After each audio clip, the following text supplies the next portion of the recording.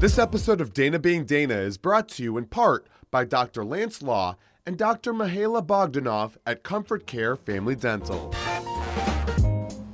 Hello, and welcome to Dana Being Dana. I'm Dana Michelle, and I'm thrilled you're with us. My show is about all different aspects of the human connection, things that bring us together, and living life intentionally. Well, this pandemic has certainly changed the relationship status of many. As a result, people are now more intentional than ever about finding and keeping love. So many are now divorced, some are widowed, and others simply realize they do not want to endure another pandemic with the one they were with. So people have been vaccinated and they are out there trying to shoot their shot in the dating game. Joining me today are Trinia Johnson-Norford, professional matchmaker, Troy Elvon III, dating commentator, and Charity Shaw Moyato, a therapist. Troy, some say that dating is a muscle that should be used and there is a skill to dating. Do you agree with that? Absolutely. Dating is absolutely a muscle.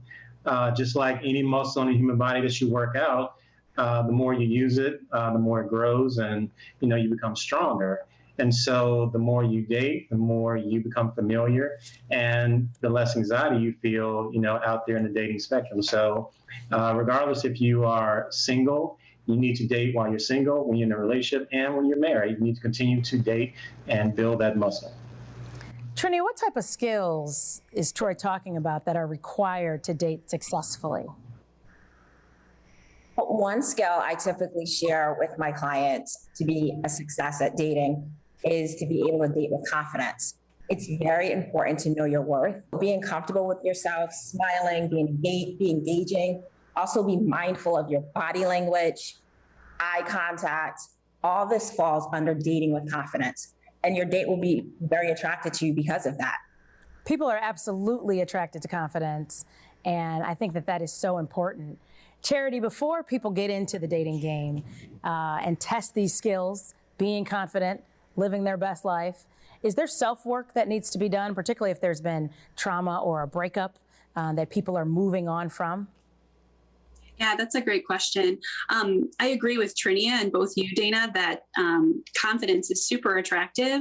And sometimes folks need to process and do some self-work or some personal growth if they're lacking that confidence, because you can't go out into the dating world if you're insecure or uncertain about yourself. So sometimes work needs to be done, especially if there's any kind of, as you said, like trauma, or there's things that if they reflect on their past relationships and they notice that there are some trends, it might be worthwhile checking those out before going back into the dating world and wind up picking the same person that didn't work out before.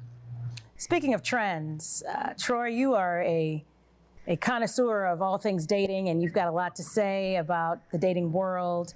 What are some of the controversial or the polarizing issues that you've seen in the dating network of Ringside that you've created? Well, I would say in the years with Ringside, the most controversial polarizing topics will be germane to money and gender roles. Anytime those topics come up, it's sure to be a firestorm and a whole, slurry of opinions. Can you tell me more about money or gender roles? What types of things are big issues? So with gender roles, we have to understand that, times have changed for some people, whereas, for other people, they want to remain rigid and firm and, what has worked in previous generations. So talking about gender roles as it pertains to relationships, to me, is no different to talk about politics. People are very headstrong about what they believe in as far as, a man is supposed to do this, a woman is supposed to do this. And whereas others are more adaptable and feel that, gender roles can be customizable to whatever unique relationship or marriage they're in. I hear you. Trinia, matchmaker, make me a match. What is the most frequent advice you find yourself giving your clients? I frequently find myself telling clients to be open to the dating process. Be okay with meeting someone you've never dated before. If you've always dated someone who's tall, dark, and handsome, date someone from a different mold. It's okay. Chemistry and attraction is much more than physical appearance. And there's other traits that should be considered, such as, passions, humor, even a person's gaze, that's also very attractive. And, so not being afraid to be open to dating someone new is something that I always find myself advising people. Troy, what are some of the dating sites that you think people should target? And what are some of the dating sites to avoid? As far as dating sites, it depends on what you're looking for. I mean, some dating sites are very particular. I mean, you have Tinder, if you're looking for something a little bit more casual, a little bit more immediate. I mean, you have Christian dating for the people who are more Christian focused. I mean, I don't know the names of all of them, but I feel like, I've always instructed people, no matter what you're looking for, there's a tribe out there for you, regardless if it's, our time, for people who are 50 plus, who are looking to engage and interact with other people in the same age group. It just really depends on what you're looking for. I think that you need to be honest with yourself and understand what your focus is. And, then you can have a better outlook on, the path you want to charter. Charity, when it comes to intimacy, what advice do you have for people who feel undernourished? Because I think intimacy is such an important topic when it comes to dating and finding love. And I think I've heard a lot of people use the term sexless marriage, not great intimacy, bad sex life in an exclusive relationship. So what advice do you have for people in that space when they're looking for new love? Sure. I think our biggest sex organ is our brain. And so engaging that, communicating with one another can stimulate a lot of different interactions. It also helps define, what are you looking for? What am I looking for? So it's beyond just this physical attraction. It's taking it to the next level of intimacy. So once you're able to build that trust, you can create a safe environment where you're able to be yourself. And I think it's always great to remain curious about your partner and asking questions and showing interest. And that keeps things also in the long term exciting as well. Anyone else on that topic of intimacy and helping people reach a higher plane or a better potential when it comes to looking for love, future focus when it comes to intimacy? Yeah, communication. Communication should be the alpha and omega of, the interaction. So have that communication there, and let that be the main ingredient you cook with, when it comes to building that intimacy. I like that. Let it be the main ingredient you cook with when it comes to intimacy. Trinia, go ahead. All right. No, I was just going to say, I mean, it's important to be able to tell the person you're dating how you feel and what you're experiencing. But it's equally important to keep in mind to process your feelings before actually communicating them, and also choosing the right time to communicate your feelings. Because after all, you want to be able to do it as effectively as possible. And so if you don't choose the right time and you start talking to someone when they first come home from work, they're not going to hear you. It'll be all noise. So. And I like what you said about processing before you speak, because a lot of times you may just be reactive without the right processing time. And that too can lead to a disaster. Don't forget to listen. So it's one thing, ask for what you want, but also listen. Listen to what your partner needs and what they're interested in. Trini, I want to talk to you about the list of must-haves, because I know you've had a client or 10,000 who've come to you with a list, right? Here's my list, and I want you to find me a match, right? What's wrong with the lists that people bring? Well, it's important to keep an open mind. That's what I tell my clients all the time. Keep an open mind. Look beyond physical characteristics. Try to get to know the person and their values, who they are, what they believe, what they think, what they want in life, how they even treat people they love. It's not all about height or body type that's going to get us through difficult times. So be more focused on things that are not of physical characteristics. So it's okay to have a checklist that details, your key life values, or, your non-negotiables, deal breakers, such as, you're not going to deal with someone who's abusive or someone who's lying or, a liar, or disrespectful. That's fine. But if it's more focused on physical attributes, then that's where you should be okay with straying away from that list. Right. A person may check all the boxes, right? But may not be the one for you. So, if you're looking for love and you really want that shot at finding true love, just leave the list at the door. And Charity, you can probably back me up on this. I always say, no one gets a divorce over height. How tall somebody was or how short somebody was. It's about, narcissism or infidelity, or it's about character, right? And I think a lot of lists miss some of those attributes of character and some of the other qualities. Charity, can you talk a little bit about the foundation of intimacy? Like, where do you think, because I think a lot of people come to therapy, as they should, for self-work and some of that healing, as they begin to make changes and want more and want better in their lives. And I think part of that has a lot to do with intimacy. The bedrock of that is intimacy. Can you talk a little bit about the foundation of intimacy? Sure. I think the foundation of intimacy is to really have a genuine connection with a person and getting to know them. Because when you feel safe, you allow yourself to be vulnerable and to share certain things that you might not share, and that can build a relationship with someone. It's really hard to do if you're holding back or trying to be something that you're not. And so to be transparent and to be inclusive and engaged in the dating process, and being upfront with what it is you're looking for, and not playing games if you're not looking for something long term. I think that's so true. So we're not playing games. We're talking about dating and relationships in a pandemic, shooting your shot, and getting out there. We're going to take a quick break. We'll be right back. Don't go away.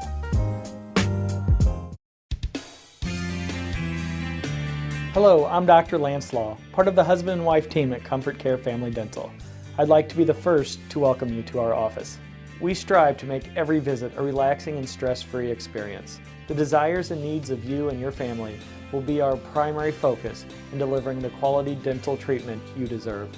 We offer a wide array of dental services. You can relax and enjoy most procedures all at our convenient state-of-the-art facility. Your dental needs will be well explained, and all questions will be answered by our educated and well-trained team. We pride ourselves in making every patient part of our dental family. We strive to be the dental provider where you will be proud to refer your friends and loved ones. Please give us the opportunity to be your new dental home.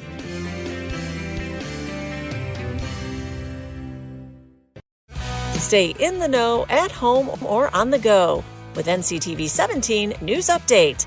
This quick recap of everything happening in and around town will be delivered straight to your email inbox for free. Sign up today. Welcome back to Dana Being Dana, where we are talking about love and relationships, dating in a pandemic. In the first segment, we talked about finding love. Now we are talking more about keeping love. Joining me now are Kimberly A. Cook, a divorce and family mediator from Dovetail Conflict Resolution, and Jocelyn and Aaron Freeman, couples coaches from Empowered Couples University. Thank you all so much for joining me. Jocelyn and Aaron, hard times are inevitable in life, right? There's no escaping that. What can couples do to better navigate those tough times? Yeah, that's a great question. It really comes down to being able to seek the skills to down-regulate your emotions. Because during hard times, what's usually happening is you're just reacting now to life. You're reacting to circumstances. So what do? You react to your partner. And so that does more damage to your partner. So, and even in tough times, having the skills to up-regulate your emotion, meaning anything could be going on. Can you generate joy? Can you generate gratitude? And so really that's the first piece. Second piece would be having a scheduled time to be vulnerable with one another, and not just sharing the functional activities and managing life, but actually scheduling the time to talk about your experiences with each other and with life during these tough times. Well, that's incredible advice. I think that's absolutely great. You talked about being vulnerable, and I think a lot of that comes from communication. Kimberly is a mediator and a divorce attorney. How important is communication? Oh my goodness.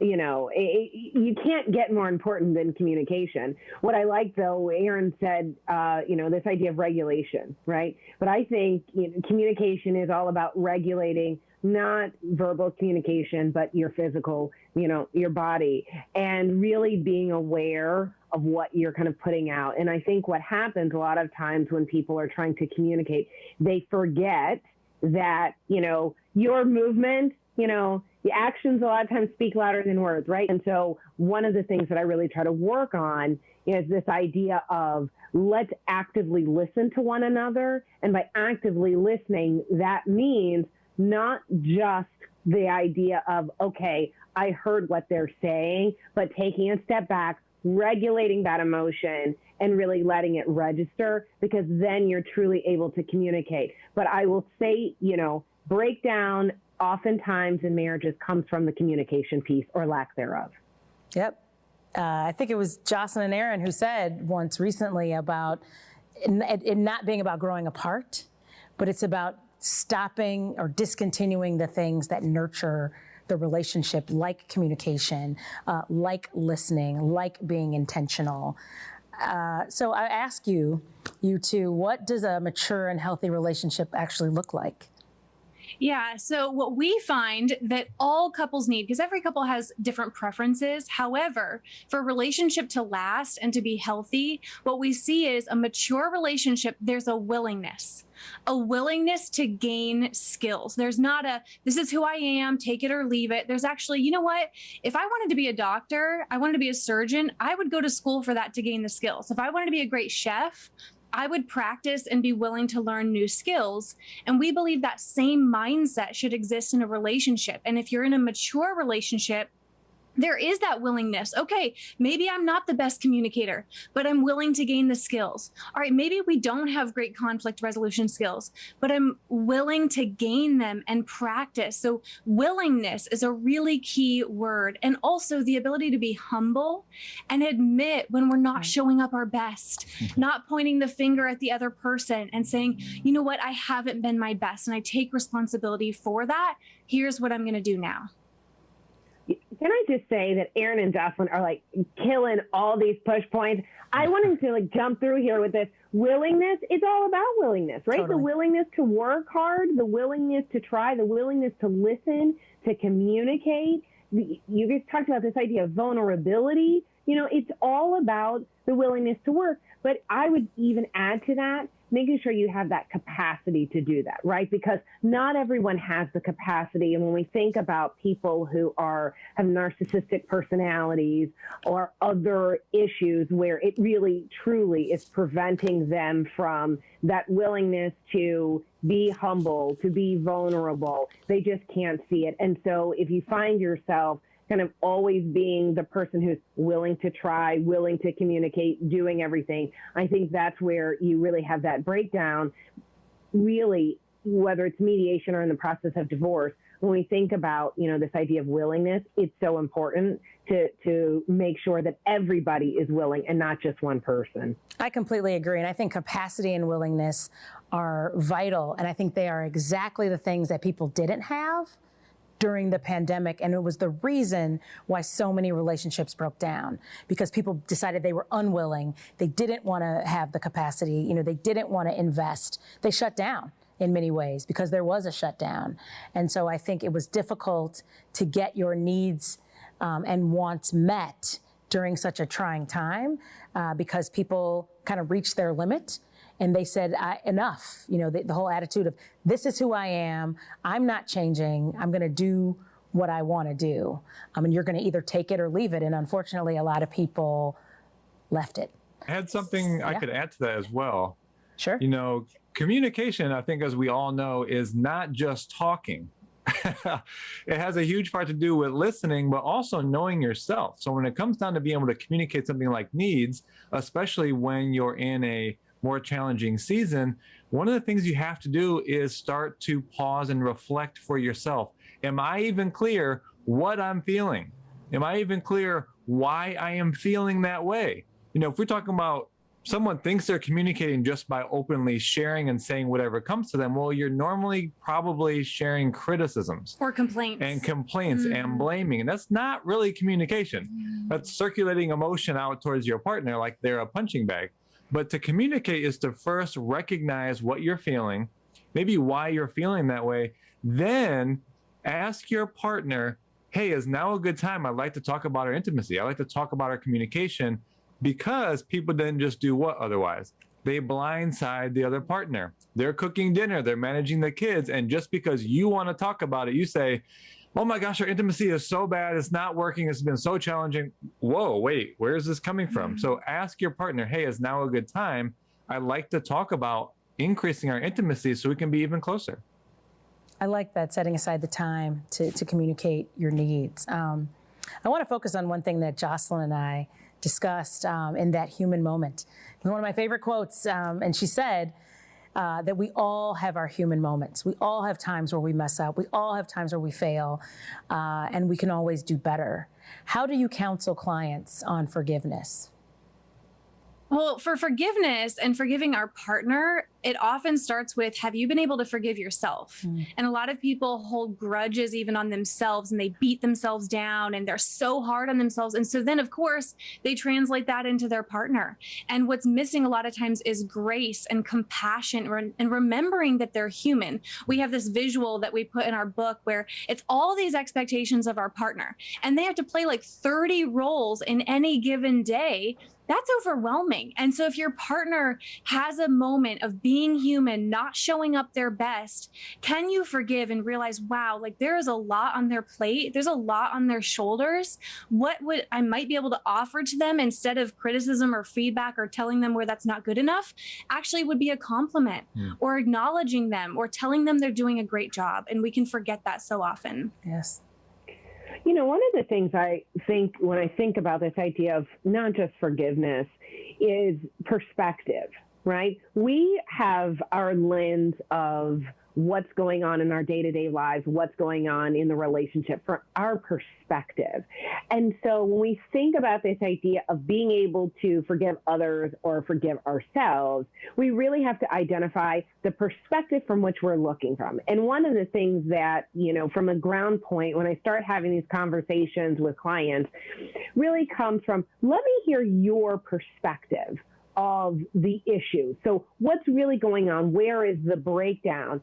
And I will tell you, it's really revealing, because once people identify, you know, this is how I'm feeling and this is why I'm feeling the way that I'm feeling, it's really more than just kind of, you know, what is at first blush. So it's really a deeper dig. And I think Aaron touched on something a little bit ago, which was really about taking that step back and really asking yourself, what are my needs? What are my interests? Because that's really going to drive a lot of issues, including your ability to forgive, your ability to move forward, your ability to, you know, effectively communicate. So I do think that when we think about these elements, you know, perspective has a lot to do with all of the components together. Then on a separate kind of, you know, Dana, you mentioned the idea of the pandemic, and one of the things I would just add to the pandemic, I think that what had happened with the pandemic, and you talked about boundaries,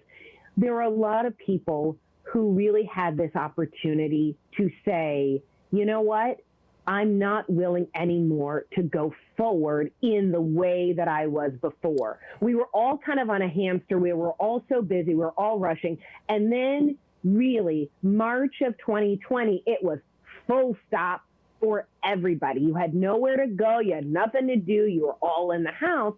And I think that it was really the opportunity for people to say, am I willing to put up with what I've been putting up with or masking over the last couple of years? So I think that allowed a different movement in different ways on a going forward. And though I would say that there are some couples who I think strengthened during the pandemic because they were stopped in kind of the rat race of life and they were able to focus on the relationship, whereas others were able to say, you know what, it really isn't working, and we were just kind of masking things as we were kind of, you know, just living life because we all get busy. One last question for each of you. Some people say that finding love is the easy part, and keeping love is harder. What advice do you have for people to stay together, whether it's new love or old love? Yeah, I love this word, and I've been talking about it a lot, about resilience. And it's so interesting. Our training, like even our conditioning in society through movies and just the conversations out there, is wanting the highlight reel. We want all the fun moments. We want the meeting the person, and we want the engagement and the wedding, and then having the kids and buying the house and posting on Instagram. And then what do we not want? The challenges. Oh, no, I don't want that. So we see a lack of resilience in relationships. We want all of the good and none of the challenging. And so for people who are committed to not just finding love, but keeping love, you want to be able to build your resilience and your ability to withstand and work through challenges. And we believe, we've been talking a lot about this lately, that true intimacy can actually be formed through the challenges, not always the great times. And so that means developing yourself and your relationship to have the tools to communicate through challenges. We train couples on how to have hard conversations before you're at a crisis point. How can you be honest with each other, be vulnerable, say the hard things. Here's the last thing I'll say before switching is, we see a lot of times, I'd be interested in Kimberly if she'd agree with this, we see a lot of times that divorces happen not because of fighting too much. Of course, there are those cases, but even more often, we see couples at that breaking point because they've been avoiding conflict. I don't want to fight. I don't want to have these conversations. And so it's this suppression and constantly avoiding the conversations that need to happen. That's so where I was headed, which is, for me, I would say, honesty. And I know it sounds simple, but here's the thing. I think when we talk about honesty, it's honesty with yourself and with your partner. To Jocelyn's point, this idea of not having conversations, avoidance, what that does is build resentment. And it builds and it builds and it builds and it builds. And that actually is worse than kind of we're screaming, we're yelling, we're fussing, because at least that's on the table. Those relationships where there's a lack of honesty with yourself of, this is really upsetting to me, or I am unhappy. It's enough to be unhappy in a relationship, even if all the bells and whistles and everything else are going well. You live in a great house, you've got great healthy kids, but you're unhappy for whatever the reason is. I would say honesty is difficult across the board. It's difficult to be honest with how you're feeling about things or what's going on in your life, or when you're unhappy with a spouse, because there's a fear of, I don't want to be a nag. I don't want to upset the apple cart. And so I would say that really, to the resilience plus the honesty, it takes work. It takes dedication. I'm a week out from celebrating my parents' 45th wedding anniversary. And, I would say my mother would probably say the same thing, where, it's hard work, but they were honest with themselves all those years ago, in good times and in bad times, to really see them through it. It's tough. If all relationships fail but one, how do you make that one successful? Dating is a muscle, and I hope that you practice it when you can if you are looking for love. You may have had incredible setbacks, devastating losses, and heartbreak more than you care to admit. But don't let any of that stop you from finding the healthy and fulfilling love that you deserve. Thank you to my guests for joining me for this discussion and for the way that you bring people to love. I do not promise to be an expert, nor do I have all the answers. I'm just Dana being Dana. See you next time. This episode of Dana Being Dana is brought to you in part by Dr. Lance Law and Dr. Mihaela Bogdanoff at Comfort Care Family Dental.